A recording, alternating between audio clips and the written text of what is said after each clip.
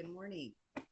My name is Angelina Cook, and I am commenting today on behalf of the California Sport Fishing Protection Alliance.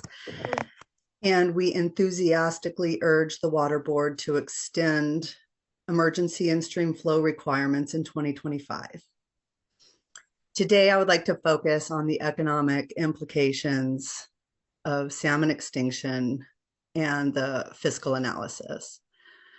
Vivian Hellewell with the PCFFA recently circulated a letter submitted to the Water Board signed by the Karuk tribe and many here today in 2013, requesting in-stream flow requirements in the Scott.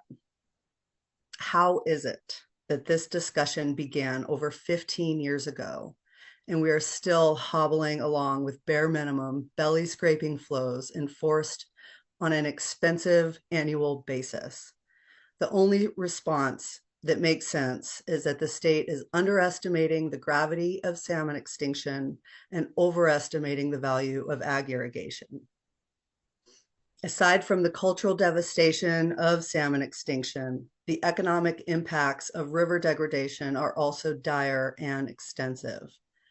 With commercial, tribal, and recreational salmon fishing prohibited in 3 of the past 5 years, coastal fishing communities have suffered intensely. Fishing guides and those who provide accommodations for recreational fishermen in coastal and rural communities have also suffered. And then we have the more externalized costs of dietary health impacts to tribal and non-tribal residents without access to the most high quality animal protein that is indigenous to this area, which will result in a variety of costs down the road. In your fiscal analysis, in addition to studying the risks to the agricultural community, it is imperative to include the extreme losses to fishing, recreational, rural tourism, and tribal communities.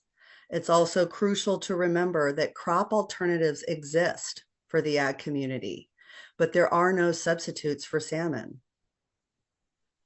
In closing, I want to reiterate that the Shasta and Scott rivers are constantly in a state of drought, not because of climate changes and the precipitation received, but because of the state's overallocated water rights and under-regulated water uses.